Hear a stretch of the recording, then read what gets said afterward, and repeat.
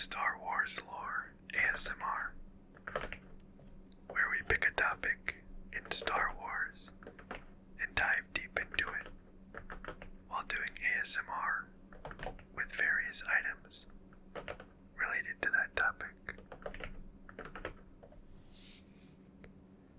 Today,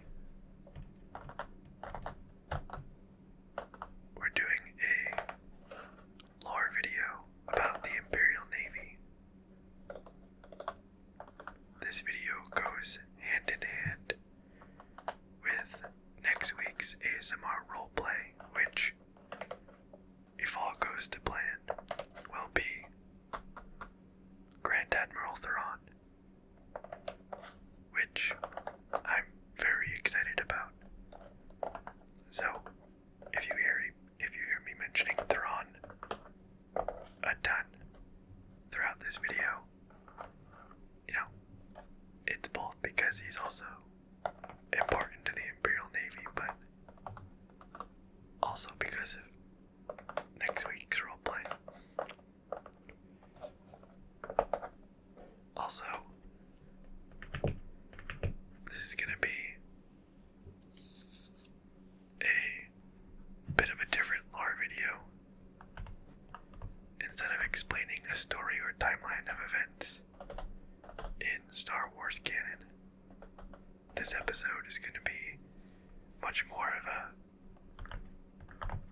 factual and contain lots of information on the Navy, as opposed to like a story. So let me know if you guys like this sort of lore video, or if I should stick to the other format.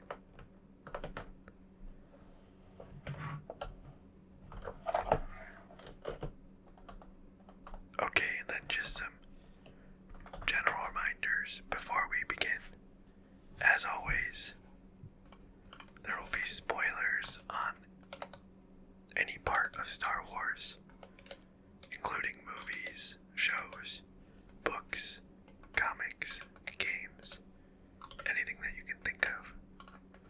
And also, this will be canon only for now. I'll probably start doing Legends content sometime soon, but for now, all this information is canon. Okay, and now I'll give a brief overview of the items that we have before starting. So, here we have Black Series Grand Admiral Thrawn, an archive figure, but still in the package. We also have a few more Black Series figures. Here we have a Death Star Trooper, a TIE Pilot, and Grand Admiral Tarkin. Grand Moff Tarkin, not Grand Admiral Tarkin. So there's those three. We have a Bandai model kit, 1/72nd TIE Advanced X1, which I bought quite a while ago, I think, and I've just yet to build. I will someday, but in the meantime, I think the box and the packaging can make nice sounds for us. Here I have a Star Wars Armada model of an Imperial Star Destroyer. Specifically, this is the ISD Chimera, with these markings on it, which is Thrawn's flagship. We have a Imperial Officer rank badge that I got from Disneyland, again, quite a while ago, and just haven't opened yet. But soon, since I'll be wearing that for the Thrawn Roleplay. Emperor Palpatine Vintage Collection. And finally, some printouts of a bunch of different types of ships that we're going to talk about, of questionable print quality, that I will also put on the screen while talking about them. But that's not for a while. So anyways, there are all our Imperial Navy related items. So I think for now we'll start with the Emperor and do the overview with him, since he's the head honcho, if you will. So let's start with a quick overview. The Imperial Navy was formed right after the creation of the Galactic Empire in 19 BBY by Emperor Palpatine in the aftermath of the Clone Wars.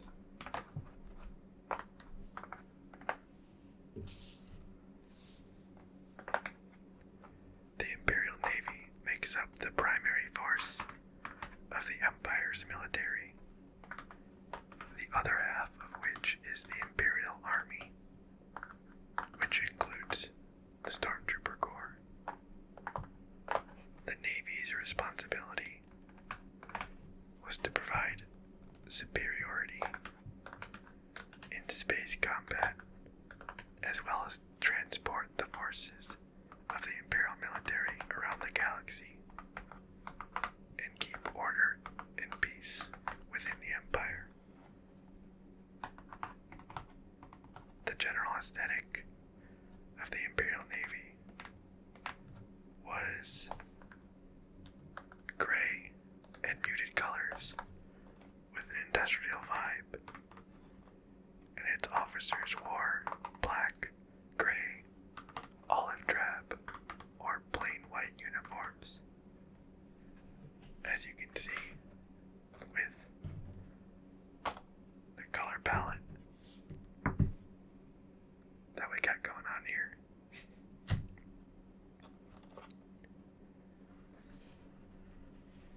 Now, another kind of important note is that the competence, efficacy, and sometimes even general feel of the Empire and the Imperial Navy can change based on the perspective of whatever Star Wars media you're looking at. For example, in the original trilogy and Rebels, the leadership of the Imperial Navy is generally regarded as purely evil forces, and the lower level personnel, like troopers and whatnot, are bumbling and ineffective. That's in stark contrast to other canon works, like the Thrawn books, where personnel are significantly more effective in and out of combat, and also portray many characters who shine and are still kinda good people, despite the oppressive regime in which they are part. Regardless to what degree in the media or in Star Wars media, the Empire generally is an oppressive regime, and the Imperial Navy is often filled with corruption and people who rise through the ranks easily simply because of their political affluence. One prominent example of this is the Imperial Academies. Those with affluent families from the core worlds would often attend the Royal Imperial Academy at Coruscant, while less connected officers or those from the Outer Rim would attend less prestigious academies in Lothal or Arcanus, and would have a much more difficult time progressing in their career. Another part of the culture that emanates around the Empire in the Imperial Navy is a dislike for non-human aliens. Now, it's actually unlikely that Palpatine or Vader actually disliked aliens, since they had been surrounded by members of other species all their lives, and Palpatine's previous master was an alien, but they likely used it as a tool to brainwash and control the human-centric core worlds and the masses, which very much so echoes a lot of human history on Earth.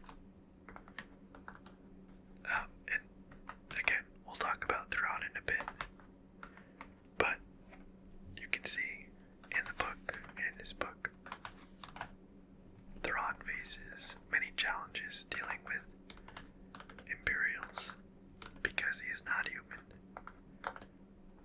But Palpatine has no problem at all working with him and using his talents.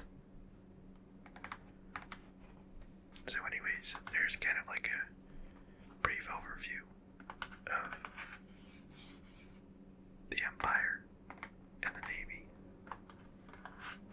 So let's jump into the meat of the video. This lore video will be split into a few sections. The first will be command hierarchy, organization, and units of the Navy. The second section will talk about some notable figures of the Imperial Navy. And finally, we'll go through all the different types of ships, what their purpose was, and some of their specifications.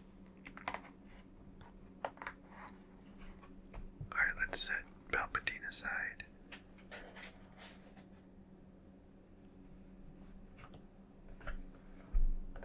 Let's do the rank badge.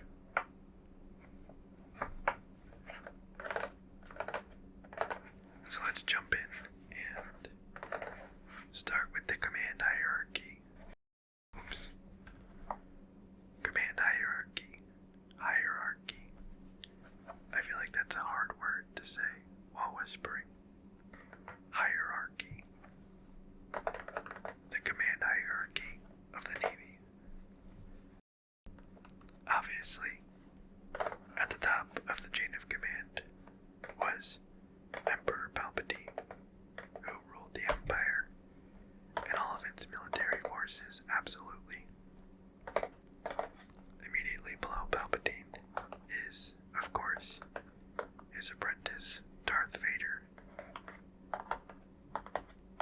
Next, below Vader and Palpatine, was the chief of the Imperial Navy, who was responsible for directing the operations of the entire fleet, and often conferred with the Joint Chiefs of the entire Imperial military, and advised the Emperor.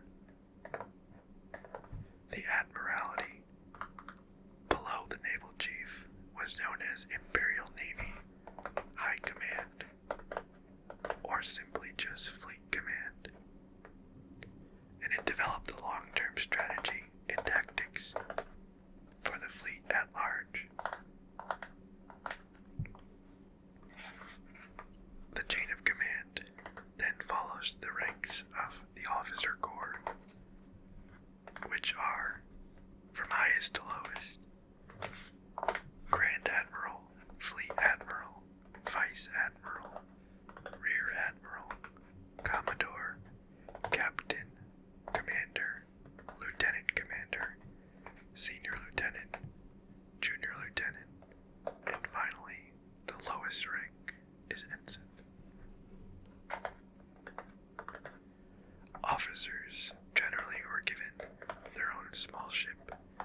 to command at the rank of Lieutenant Commander or so,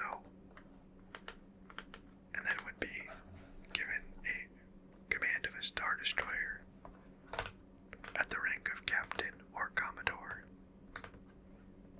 and finally, control over entire fleets at Vice Admiral or higher. Few officers made it to command a Star Destroyer, and even fewer were able to command a fleet. Some officers never even make it to command a ship at all, whether by their own choice or by lack of skills or influence. Where the chain of command gets a little fuzzy, though, is where Moffs and Grand Moffs fit in. For example, Grand Moff Tarkin. So here's Tarkin. Moffs were essentially governors of sectors of the galaxy, and therefore hold political power in the Empire.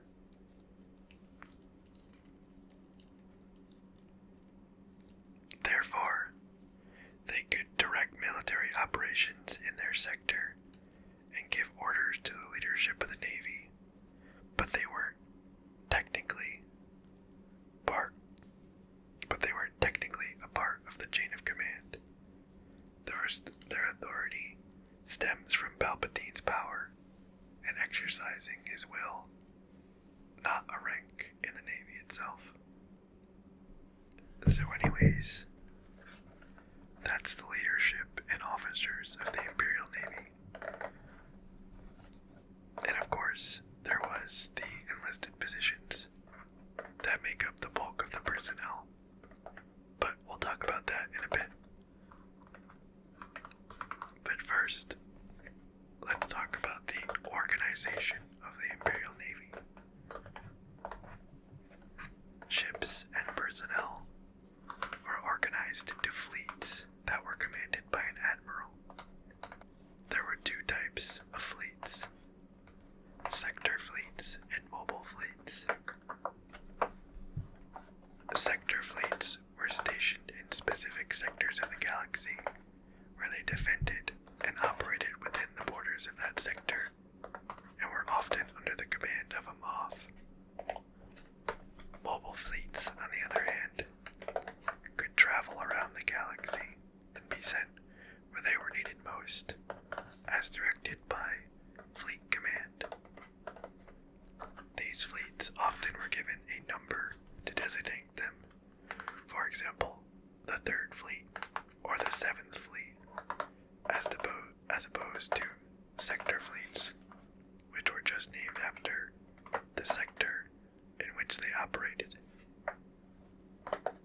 Also, in the Imperial Navy, there were many subdivisions of forces from which any number of units could be deployed alongside a fleet. Examples of these subgroups include the Imperial Starfighter Corps, the Logistics Division, the Naval Intelligence Agency, and the Imperial Fleet Regiment.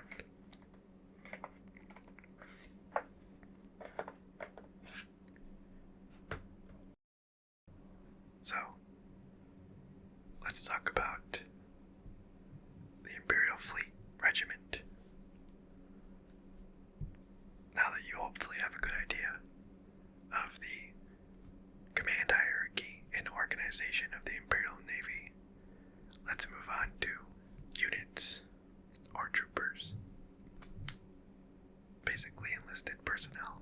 So, here's a Death Star trooper, the Black Series figure.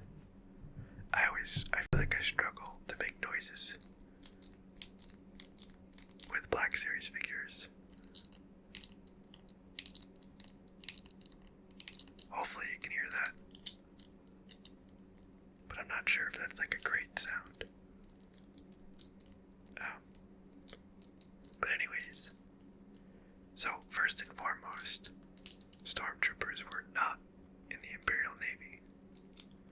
They had an entirely separate arm of the military within the Imperial Army, known as the aptly named Stormtrooper Corps.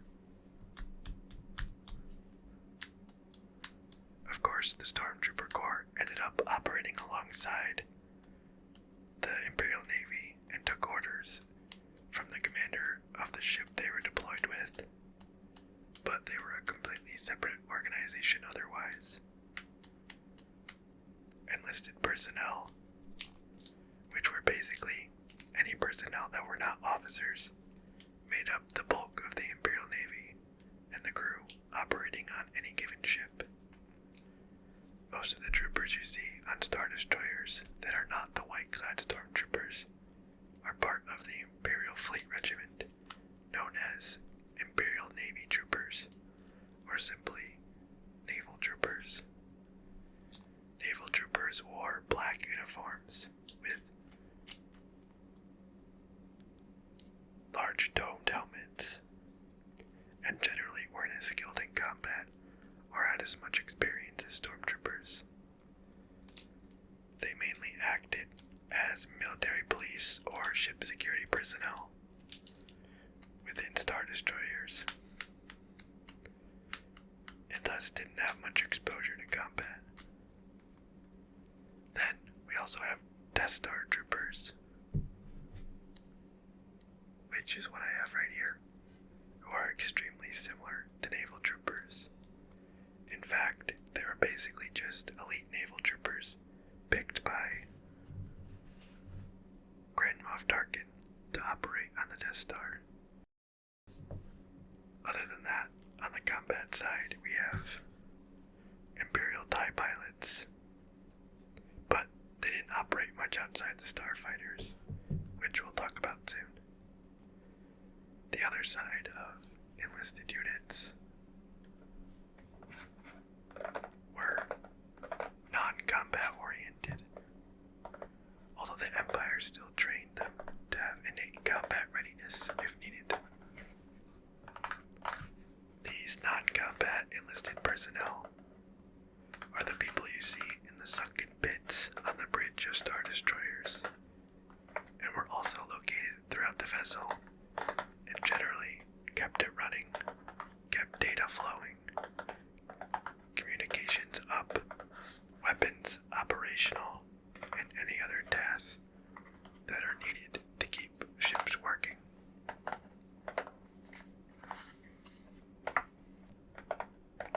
Okay, let's talk about some notable figures in the Imperial Navy now. I'm not going to do a full bio of everyone, but I just want to put some names to the leadership in various ranks. Of course, we already talked about Emperor Palpatine and Darth Vader that ruled the Empire and its navy, and everyone is generally familiar with them, so I won't dive any deeper there. My absolute favorite character in the Empire, and perhaps even all of Star Wars, is Grand Admiral Thrawn. I generally enjoyed his appearance in Rebels, but where he truly shines is in his books.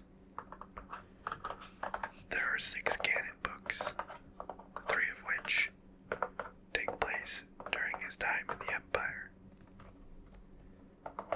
The first book, titled simply Thrawn, is fantastic, especially because it describes his rise through the ranks in the Navy, and you can learn a ton about the Imperial Navy through it. Anyways, I digress. Thrawn, whose full just name is Thrawn Roleplay, was a Grand Admiral in the Imperial Navy who was of the Chiss species, meaning he had blue skin and red eyes that you can see right there. This is especially notable because, like I said before, the Imperial Navy doesn't have many aliens and often looks down on them. Anyways, Thrawn is known for his tactical genius in combat, as well as his level-headedness and calculating nature. I'll certainly do a full video on Thrawn sometime soon and give his whole life story. But basically, he went missing in action while fighting a Jedi named Ezra sometime right before the Battle of Yavin.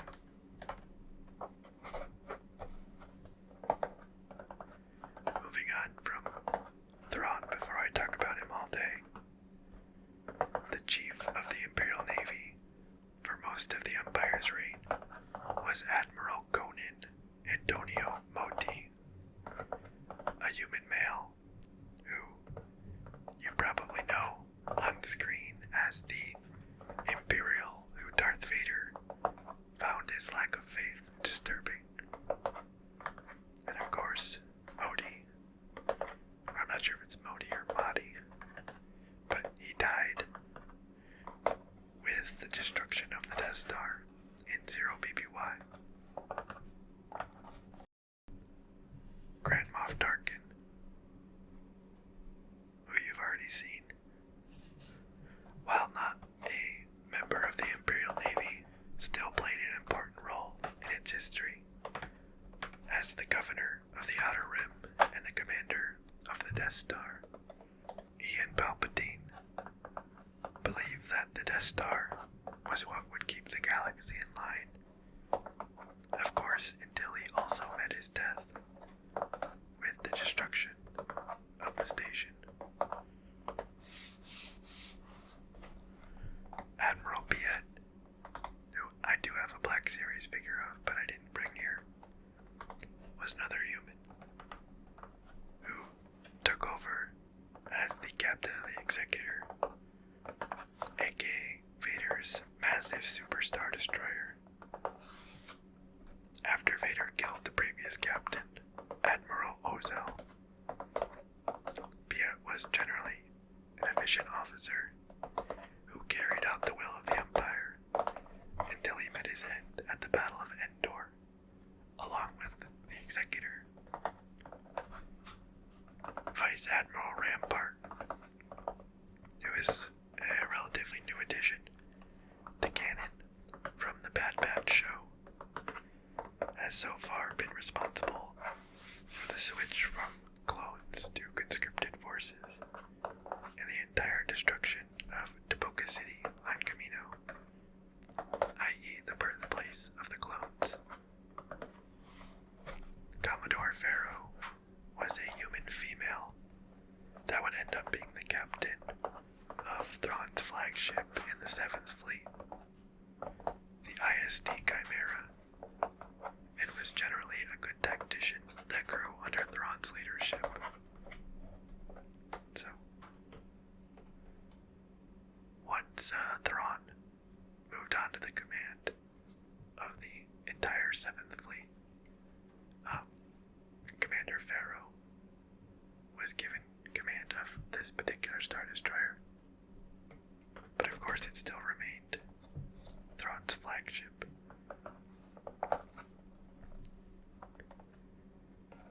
Eli Vanto was a human male who made it to the rank of commander and was the aide and close friend to Thrawn before he was dispatched by Thrawn himself to join the Chiss Ascendancy and be the Empire's attaché. Rey Sloane was a human female Grand Admiral who most notably operated after the death of Palpatine in an attempt to keep the Empire intact. The Empire crumbled, but she lived on and ended up becoming part of the leadership for the First Order. Captain Lorth Nita was the commander of the Star Destroyer Avenger, most notably the ship escape in Empire Strikes Back, resulting in Captain Nita's death at the hands of Vader.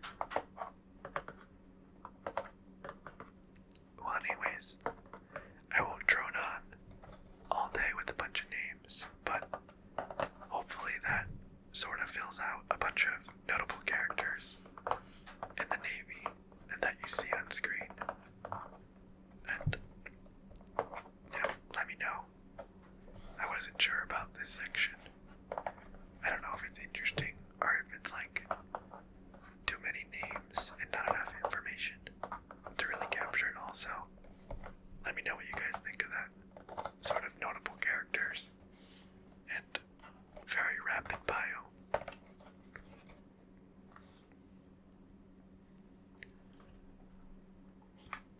Okay, so now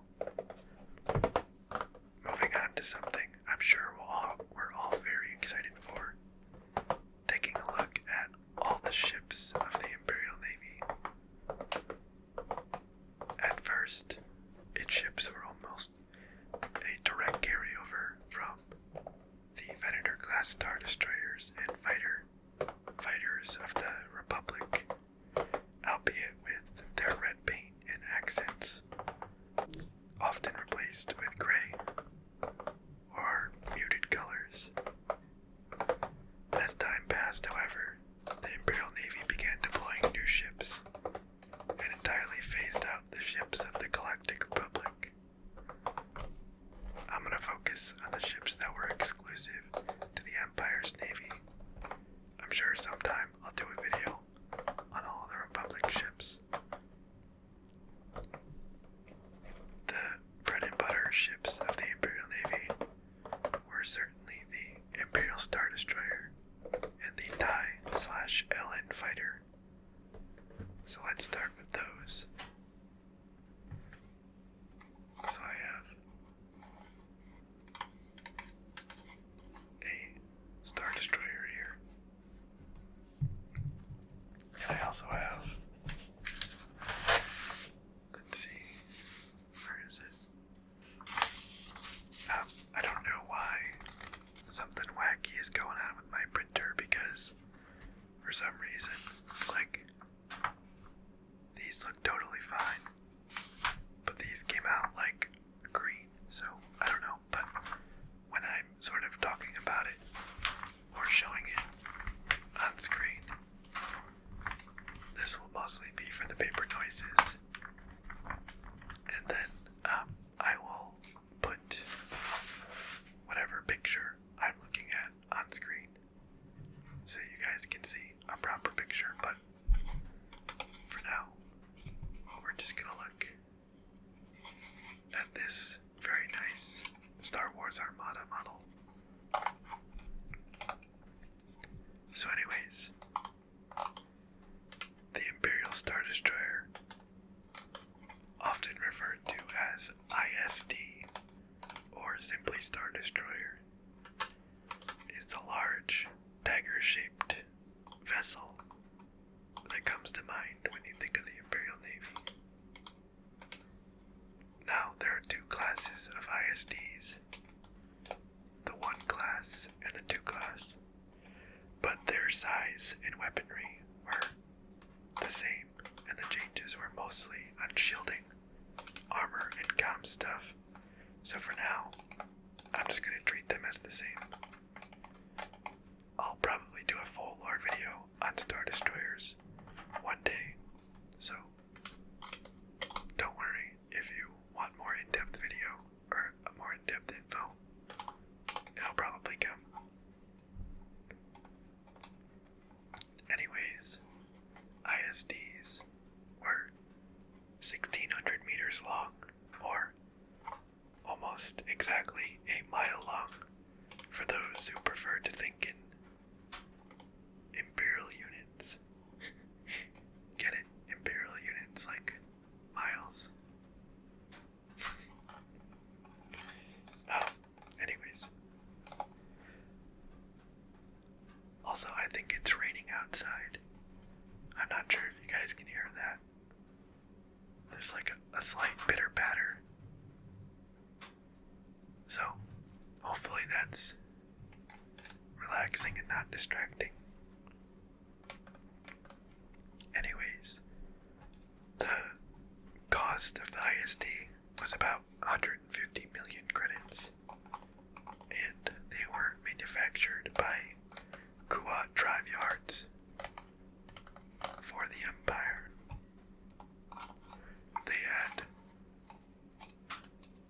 3 main KDY Destroyer 1 ion engines, so 1, 2, 3, and 4 smaller backup Cygnus Spaceworks Gurmone 4 ion engines for sublight travel, and of course a hyperdrive for hyperspace travel.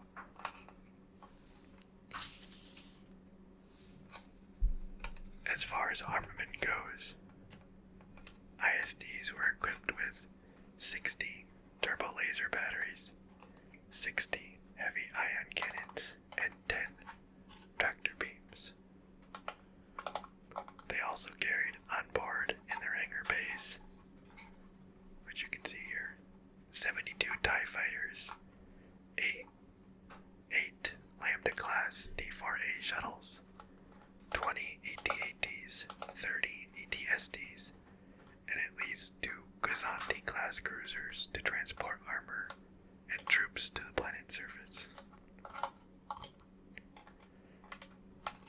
The crew was typically about 9,200 officers, 27,750 enlisted personnel, and 9,700 stormtroopers, meaning a total crew of almost 50,000 on one ship. So, 1 mile long ship. As for the role of the ISD, as we know from the movies, they can be very versatile. They can engage in fleet combat, attack, defend, bombard planets from orbit, and deploy troops across the galaxy. They can operate on their own, or as part of a larger force or fleet. Okay, let's switch gears and talk about the TIE/LN fighter, and then from there, we can go into more niche ships.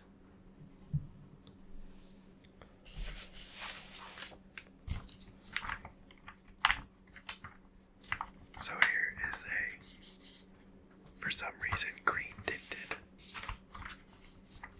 TIE/LN fighter that you should be seeing somewhere on your screen, the proper version.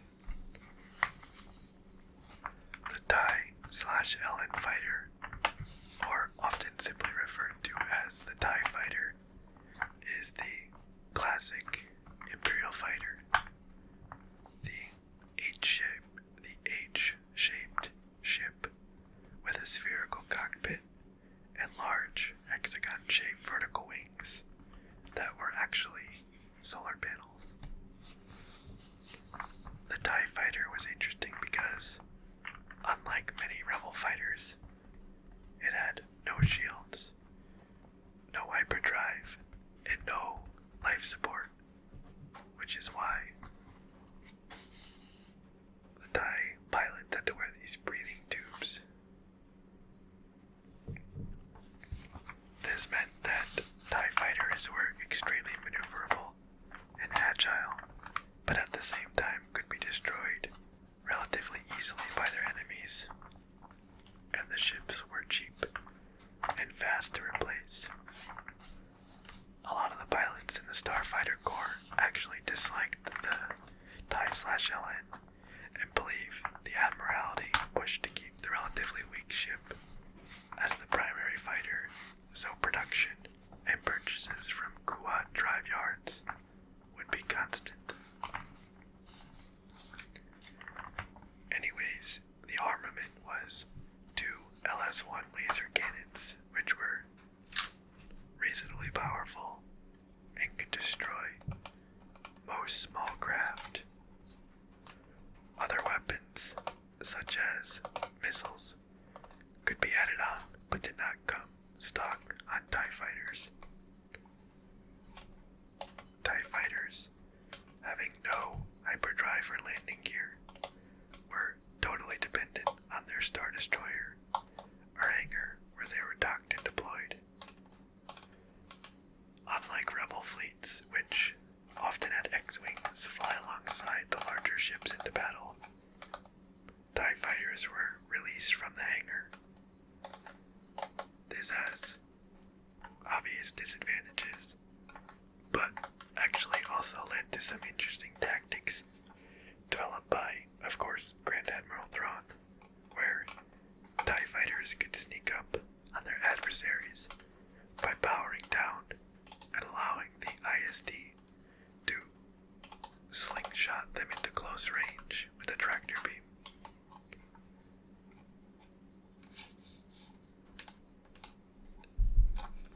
Okay, so now that we've gone through the primary ships, Imperial Star Destroyers, and TIE Fighters, let's talk about all the other ships in the Imperial Navy.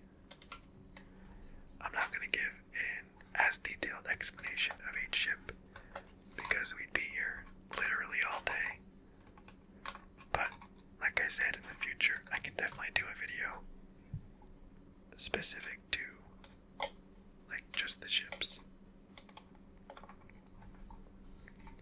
So, let's start with Star Destroyers and other large ships other than the Imperial class Star Destroyer.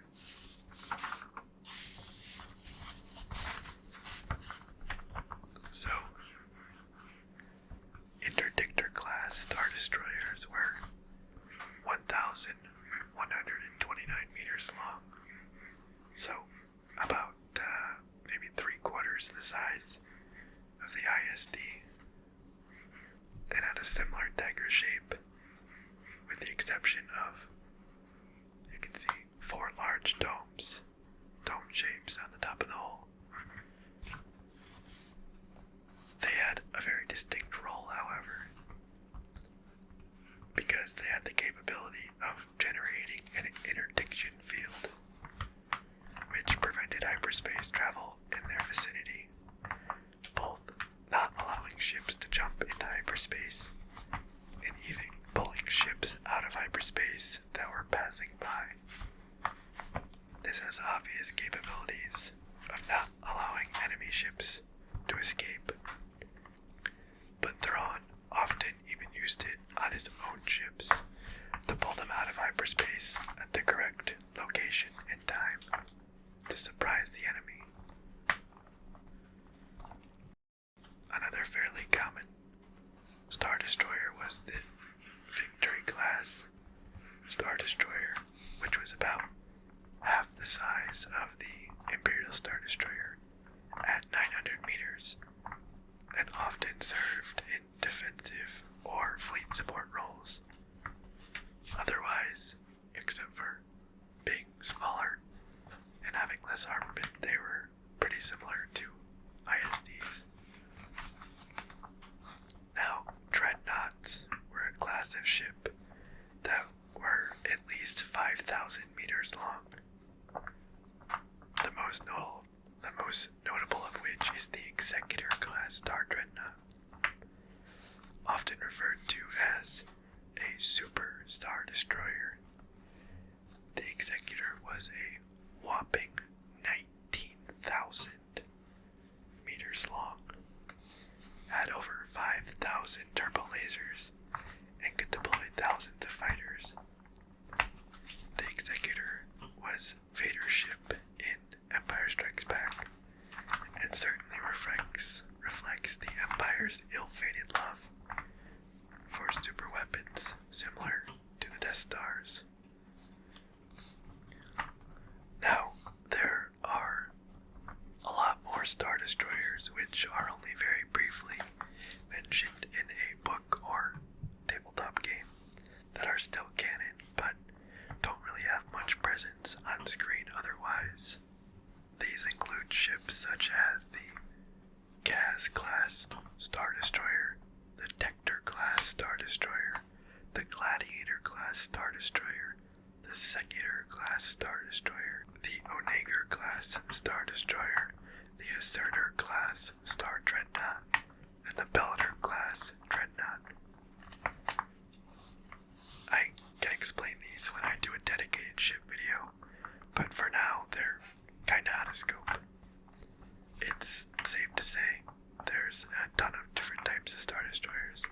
The only one from that list that I'll briefly mention is the Onager class Star Destroyer, because it's a siege breaker bombardment ship that looks like a hammerhead shark, which I think is pretty cool. The length was only, as you can see it right here,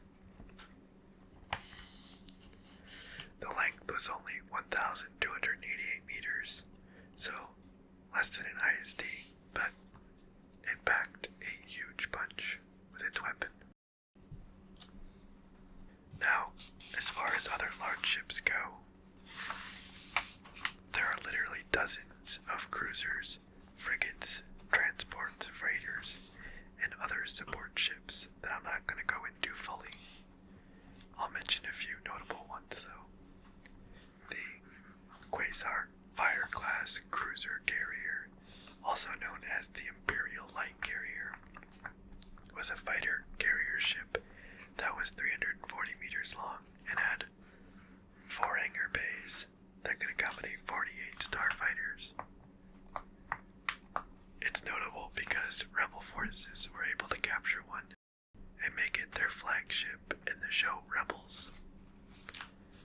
The Arquitens class command cruiser, also known as the Imperial Light Cruiser, was a multi-purpose vessel that is kind of like a Star Destroyer at a very, very small scale. At 230 meters long, with a kite-shaped hull, this ship could be seen throughout the Rebels TV show, and is also the model of Moff Gideon's light cruiser in The Mandalorian. And finally, we have the Kazanti class armed transport, which I already mentioned in the Star Destroyer section, but it was mostly used to transport troops and armor to the surface. Okay, let's move on to fighters, and again, there is a crazy amount of fighters, so I'll focus more on the main ones. Same as all other ships. At first, they were a carryover from the Republic, including fighters such as the V-Wing, the ARC-170, and the ETA-2. But we won't talk about those right now. These ships were all phased out by the TIE line of starfighters. The most basic one, the TIE/LN, we already talked about. From there, we have the TIE/SA bomber, or simply the TIE bomber, which was a light bomber starfighter that had inclined wings that surrounded 2 pods, one for the pilot and the other for munitions. The weaponry of the TIE bomber consisted of 2 laser cannons and some combination of concussion missiles, proton torpedoes, thermal detonators, or orbital mines that could be selected based on the mission. In some cases, TIE bombers could even carry stormtroopers. We also have the TIE Advanced V1, which is right here, which is of course a different ship than the TIE Advanced X1, which is right here. And you can see, this is a model of a TIE Advanced X1. They're different by 1 letter. The TIE Advanced V1, so this guy looked similar to the regular TIE fighters, except its wings were curved inward instead of straight, and it had a hyperdrive. It was often used by the Inquisitors. The TIE Advanced X1, however, looked more like a TIE bomber, but it only had one pod. It also had hyperdrive, and was most notably used by Darth Vader. The TIE/IN, or TIE Interceptor, was an upgrade on the basic TIE fighter and had 4 arrow-shaped wings as well as 4 laser cannons, 1 on each wingtip. Increased maneuverability and speed, but unfortunately still lacked hyperdrive and shields. Now, one project that was championed by Grand Admiral Thrawn was the TIE/D, which is right here, or TIE Defender, which was a multi-role fighter that could both attack and bomb targets, and was fully equipped with shields and hyperdrive. The TIE Defender shape was also quite unique, having a central sphere like most TIE fighters, but with 3 wings equally spaced around it, each consisting of 2 arrow-shaped panels. The TIE Defender was an extremely formidable fighter and could have meant victory for the Empire if the Death Star's funds were given to it instead. And many Imperials actually began to advocate for that path, as the Death Star was delayed and the Defender looked more and more promising.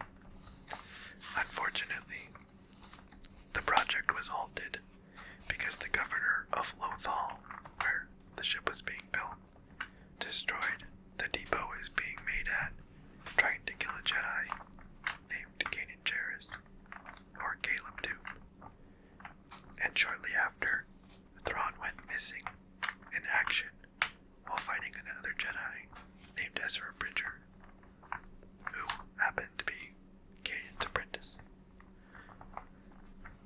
Anyways, like Star Destroyers, there were many more TIE fighters, which are a bit more obscure, such as the TIE/RB Heavy Starfighter, the TIE/CA Punisher, the TIE/FC, TIE/SR, TIE/RC, and TIE Scout Recon ships, the TIE/SH Shuttle, the TIE Lander, the TIE/RB Attack Lander, the TIE/AG Aggressor, the TIE/PH Phantom Stealth Fighter, and the TIE/SKX-1 Experimental Air Superiority Fighter. Yeah, that's a lot of TIE fighters, but they're mostly just mentioned here and there, and don't play a big role in the saga, besides the ones that I have pictures of here. And finally, we definitely need to talk about the Empire's superweapon that would eventually become the main reason for their downfall, the Death Stars. The Death Star 1 was a sphere, 160 kilometers in diameter, capable of hyperspace travel, and equipped with a weapon that could destroy an entire planet. It was crewed by over 1 million personnel and could deploy over 7,000 starfighters, and it was built in total secrecy until it was finally unveiled to the galaxy.